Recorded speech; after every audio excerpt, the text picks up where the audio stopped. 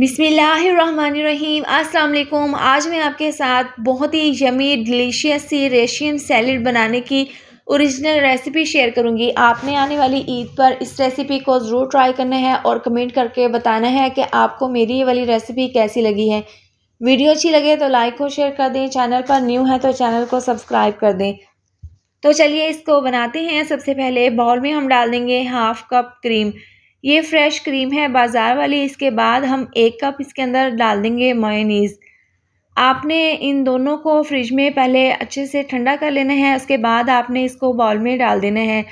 इस तरह से ये डालने के बाद हम इसके अंदर 1 चम्मच डाल देंगे चीनी। आपने यहाँ पर पिसी हुई चीनी का इस्तेमाल करना है तो आप कर सकते हैं। ये डालने के बाद 1/4 चम्मच डाल देंगे सफ़ेद मिर्चों का पाउडर।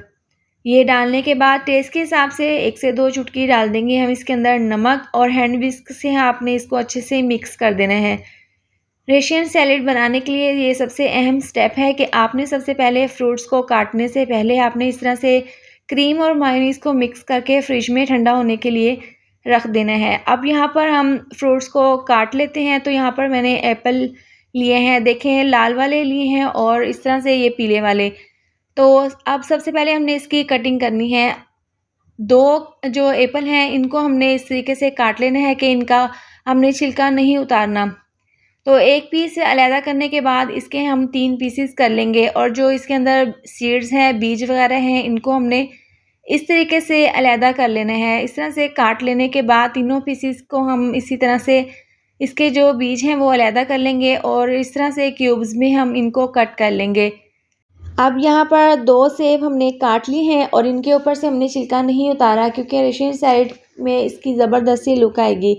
अब जो बाकी के 2 सेब हैं इनके ऊपर से हमने छिलका उतार लेना है, और सेम उसी तरीके से हम इनको भी इसी तरह से कट कर लेंगे। अब ये तमाम कटे हुए सेब एक बड़े से बाउल में हम निकाल लेंगे, और यहाँ पर हमने तकरीबन 8 से 10 अदद लिए हैं केले। इनको भी हमने इस तरह से क्यूब्स में कट कर लेना है। आपने केलों को यहाँ पर बिल्कुल बारीक नहीं काटना, थोड़ा सा आपने 1 इंच का फासला रखकर आपने इस तरह से कट कर लेना है, तभी ये रशियन सैलेड में बहुत ही ज़बरदस्त लगते हैं। तो ये तमाम केले काट कर हम इस बाउल में डाल देंगे। अब देखें जो क्रीम और मेयोनीज़ का मिक्सचर हमने बनाकर रखा था फ्रिज में, वो अच्छी खासी ठंडी हो गई है। आपने इसको मिक्स करके फ्रिज में रख देना है। अब ये इस तरह से ये फ्रूट में डाल देंगे और इसको हम अच्छे से मिक्स कर लेंगे। अब यहाँ पर मैंने 1 कप लिए है मैक्रोनी। इसको मैंने उबाल लिया था। उबालने के बाद इसका जो पानी था वो आपने बिल्कुल ड्राई कर लेना है। ये इसके अंदर डाल देंगे, इससे इसकी लुक और टेस्ट बहुत ही ज़बरदस्त आता है। इस तरह से ये डालकर इसको हम मिक्स कर लेंगे। अब यहाँ पर बाज़ार से मैंने फ्रूट कॉकटेल का डब्बा लिया था। ये हाफ़ तकरीबन कप है, और इसको हम इसके अंदर डाल देंगे। इसके अंदर भी पानी बिल्कुल भी नहीं है, ये ड्राई है।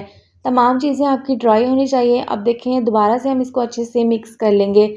मिक्स करने के बाद अभी हमने इसको सर्व नहीं करना। अब इसको हम 30 मिनट के लिए फ्रिज में मज़ीद अच्छे से ठंडा होने के लिए रख देंगे।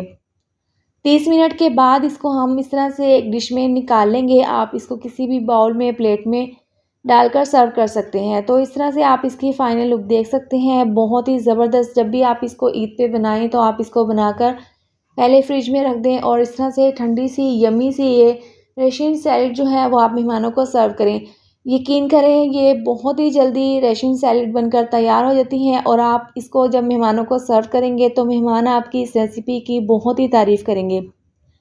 तो इस तरह से डिश में निकालने के बाद बारीक कटे हुए बादाम, और इस तरह से हम इसकी ज़बरदस्त सी गार्निश कर देंगे। तैयार है ज़बरदस्त सी रशियन सैलेड। उम्मीद करती हूँ आपको मेरी ये रेसिपी अच्छी लगी होगी। वीडियो अच्छी लगी तो लाइक और शेयर कर दें। चैनल पर न्यू है तो चैनल को सब्सक्राइब कर दें, और साथ दी हुई बेल को भी प्रेस कर दें, ताकि आने वाली हर नई वीडियो का नोटिफिकेशन आपको मिलता रहे। अल्लाह हाफिज़।